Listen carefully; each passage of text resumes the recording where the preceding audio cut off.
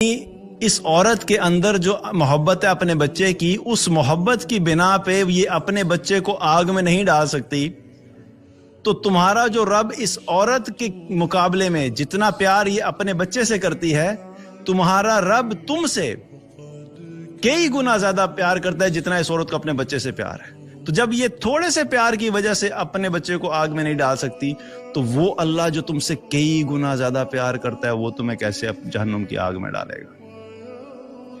یہ اللہ کی رحمت ہے۔ لیکن یہاں پر ایک بڑی امپورٹنٹ بات ہے، جو الفاظ ہوتے ہیں نا حدیث کے، ان کے اوپر غور کرنا چاہیے۔ یہاں پہ کیا پتہ لگ رہا ہے کہ اللہ جو ہے تم سے محبت کرتا ہے۔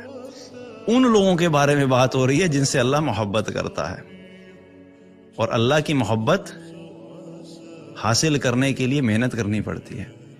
جس سے اللہ محبت کرتا ہے اس کو تو کبھی بھی اللہ